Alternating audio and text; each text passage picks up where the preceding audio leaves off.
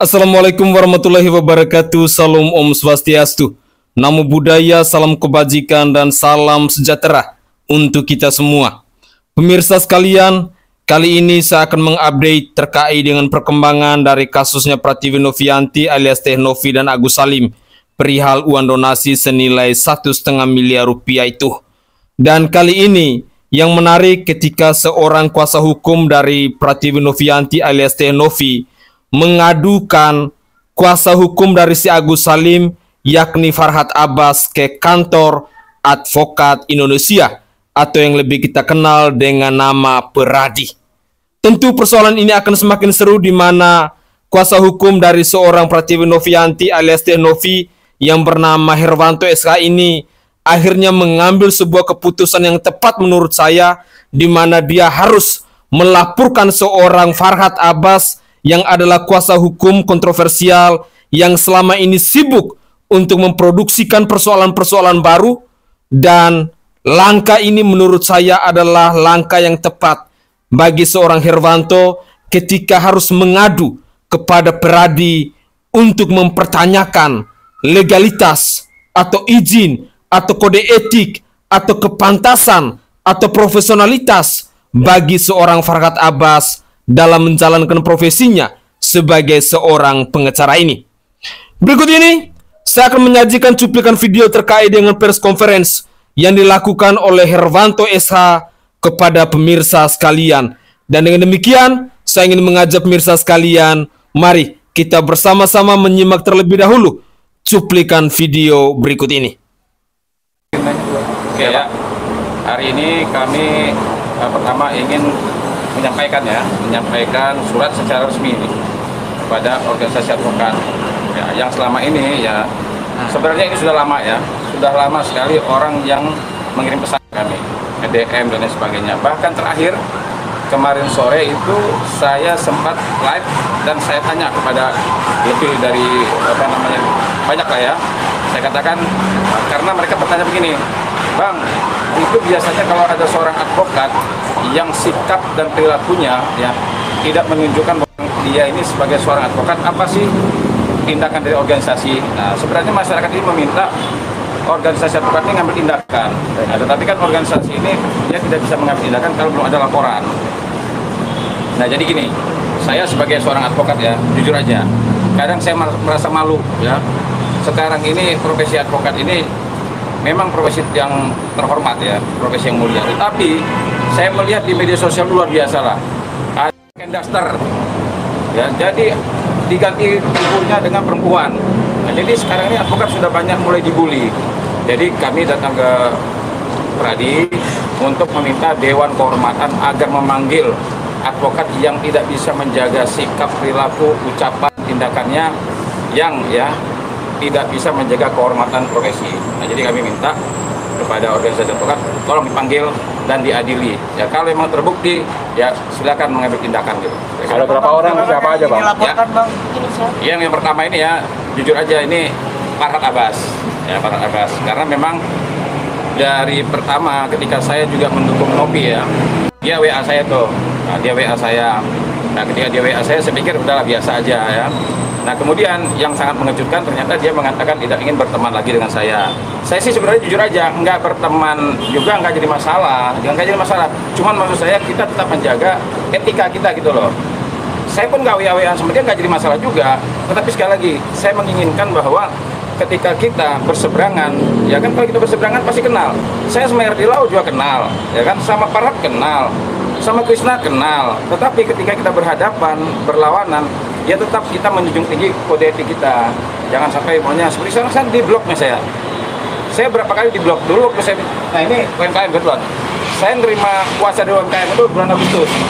Saya langsung WA Farhad juga untuk duduk bareng bisa menyelesaikan. Dalam perjalanan di blok juga saya tidak mau berteman lagi. Nah, sekarang dalam perjalanan dibuka lagi, sekarang di blok lagi. Nah, maksud saya begini, kita advokat haruslah menjunjung tinggi kehormatan profesi. Jangan sampai ibaratnya dalam perjalanan ada nggak sepaham di blok, tidak mau berteman, apalagi dia pasang status nih. Ini kan salah satu pasang status nih kan, statusnya nggak saya tidak melihat dari sudut pandang pidana ya, tapi etik. Nah, etika ini coba macam Di ini. story WA ya Bang? Ya? Story WA. Iya, di story WA. Nah, jadi kan maksud saya begini, jangan kayak begitulah gitu kan. Saya juga pakai begini kan, saya menyesuaikan juga dengan body saya kan. Kalau body saya kayak cewek, ya saya nggak pakai ini kan. Nah, jadi artinya gini loh, jangan sampai ada lagi apa statusnya Kasil kan, ini tim sama saya, dibilang apa Tarsan apa segala macam. Maksud saya begini, janganlah ketika kita diberikan kuasa untuk menangani suatu perkara, carilah argumen hukum yang kira-kira bermanfaat untuk kliennya. Jangan sampai mengomentari tentang passionnya, tingkah laku dan sebagainya lah. Ya, ibarat apakah orang ini kehabisan apa namanya mencari argumen hukum atau bagaimana. Tapi yang jelas jangan sampai kita membuat status ya yang kira-kira bisa menimbulkan perpecahan, apa namanya pro dan kontra dan sebagainya seperti itulah. Saya berharap gini ya, saya berharap advokat yang tidak mampu menjaga harkat dan martabat profesi, tidak mampu menjaga kehormatan advokat, pecah aja udah. Ya karena gini, ini masyarakat sudah mulai banyak mengeluh. Bayangkan advokat ini sudah banyak sekali di sini ini. Diganti ini, ganti itu, macam-macam aja. Nah, saya berharap organisasi advokat tegas ya. Advokat yang tidak bisa menjaga kehormatan profesi, tidak menjaga harkat dan martabatnya, udah pecat aja. Masih banyak orang menjadi advokat. Kira-kira begitu. Bang, berarti ini bisa dibilang kalau advokat ini, Bang ini udah melanggar kode etik dan bahkan terlalu banyak menyerang pribadi, Bang. Iya. Saya berulang kali mengatakan ya, saat orang bertanya sama saya, Bang ini bagaimana Bang statusnya Bang Farhad seperti ini, Bang bagaimana statusnya ini, itu kan statusnya coba kalian baca lah, ada apa nyonya yayasan macam-macam panjang lebar tuh kan. Maksud saya carilah argumen-argumen hukum yang bermartabat, yang kelihatan ada kewibawaan seorang advokat, agar apa? Saya juga bangga kalau seandainya mantan teman saya ini mengeluarkan argumen-argumen hukum yang kuat. Nah, saya juga mau melawannya juga enak. Nah, ketimbang dia mau bikin status seperti itu. Apalagi sekarang ini kan sama Denny Sumargo. Ya coba bayangkan, ada advokat yang bilang hajar pukul. Nah, dia bilang hajar itu artinya begini. Sebenarnya begini. Dia kan sudah ngomong, kalau Denny Sumargo datang ke rumah saya, dia bilang sama saya, naik, maka saya akan hajar. Nah, sebenarnya dia sudah mengartikan sendiri arti hajar itu sebenarnya apa. Ya kan dia mengatakan kalau saat ini Saya sangat setuju dengan buah pikiran yang disampaikan oleh kuasa hukum dari Pratiwi Novianti yang bernama Herwanto SH ini. Jadi menurut saya, ini adalah sebuah keputusan yang tepat, langkah yang tepat untuk memberikan efek jerat kepada para advokat, kepada para kuasa hukum, kepada para pengacara yang sudah tidak mampu lagi untuk menghormati, untuk menjaga harkat dan martabat sebagai seorang advokat. Terus terang, selama ini kita masyarakat Indonesia pastinya sangat mengetahui bagaimana tontonan yang diberikan oleh seorang Farhad Abbas kepada kita, masyarakat Indonesia. Saya sebagai rakyat jelata, saya bukan seorang praktisi hukum. Saya menilai bahwa seorang Farhad Abbas telah merusak, telah mencoreng, telah merendahkan dirinya sebagai seorang advokat. Nilai profesi, nilai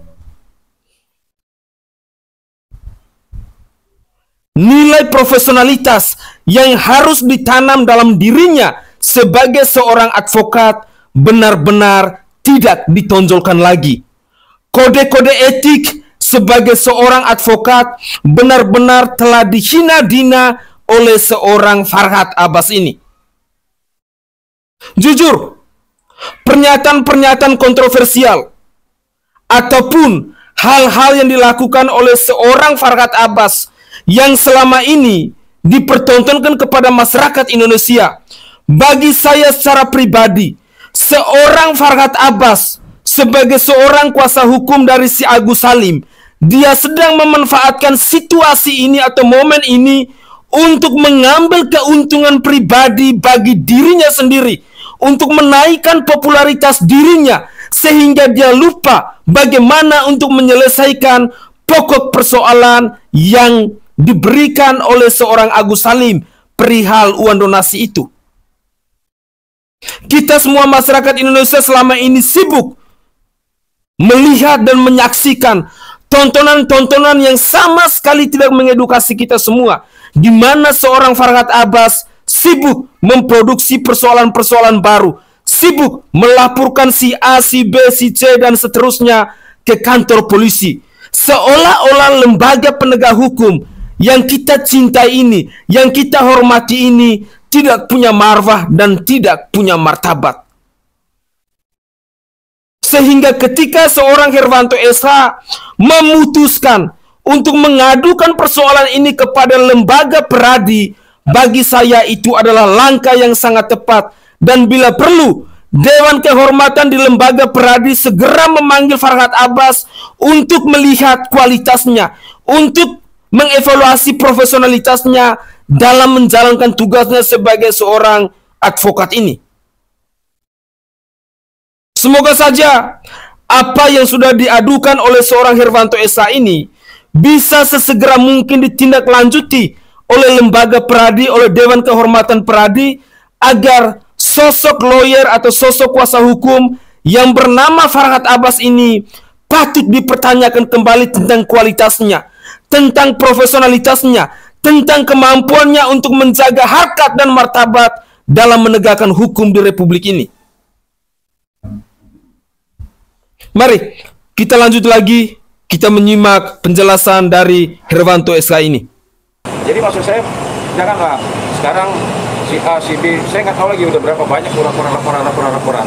Nah, laporan inilah yang dianggap masyarakat bahwa sebenarnya nggak layak lah seorang advokat melakukan tindakan-tindakan seperti itu.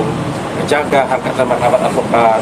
Kalimat-kalimat yang keluar itu kalimat yang baik, yang bermartabat, yang menjunjung kehormatan profesi. Bang, ini masih berkaitan dengan Novi dan Agus juga, Bang, berarti? Gimana? Secara nggak langsung masih berkaitan dengan Novi dan Agus, Bang? Yang mana ini? Iya. Nah, saya ini ya, ini jangan sampai salah nih. Karena selama ini Novi tidak pernah memberikan kewenangan kami untuk melakukan tindakan hukum. Nah, ini makanya kami di sini pakai Barisan Advokat Bersatu. Jadi sebagai sesama rekan sejawat ya, yang menurut kami ini bisa dapat menjatuhkan kehormatan profesi. Jadi kami datang ke sini atas nama Barisan Advokat Bersatu. Nah, jadi sesama rekan sejawat, tidak ada hubungan dengan Novi ini. Ya, karena sampai sekarang Novi belum belum juga memutuskan untuk mengambil tindakan hukum. Ya, kemarin sih sempat dia bahas masalah FDLAW ya, tapi sampai sekarang kan dia juga belum memutuskan kapan dan benar atau tidak mau dilaporkan. Tapi ini murni dari Barisan Advokat Bersatu. Ya. Berarti ini meminta ke Peradi untuk mencabut? Iya, ya kami minta. Ya tergantung kalau nanti penilaian Dewan Kehormatan ketika dia mengadili ya, ternyata dia cukup beralasan untuk dicabut aja. Karena sudah banyak kok advokat yang dicabut, sudah banyak advokat itu yang tidak mampu menjaga harkat dan martabat profesi, dipecat ke banyak. Nah, kalau seandainya perilaku dari teman kita ini ternyata memang menurut Dewan Kehormatan sudah pantas untuk dicabut aja, nggak apa-apa. Karena apa, ini sudah meresahkan, ya. Banyak sekali, luar biasa. Cobalah, ya. Apa perlu kita polling nih, ya, masyarakat coba tanya. Setuju nggak umpamanya ada advokat yang kira-kira tidak bisa menjaga kehormatan advokat dipecat? Saya yakin pasti banyak yang setuju. Ya. Status aparat sendiri seperti apa di Peradi, Bang? Gimana? Status aparat itu masih aktif atau seperti apa? Nah, kemarin juga saya sebelum masuknya surat, saya sempat kontak juga dengan kesekjenan. Ya, tanya apakah Farhad masih sebagai anggota Peradi Oto Hasibuan. Ya, begitu dicek kan masih statusnya sebagai anggota Peradi Oto Hasibuan. Nah, ini saya yang menyangkut ini nih. Naik ya. Namanya Wangi nih.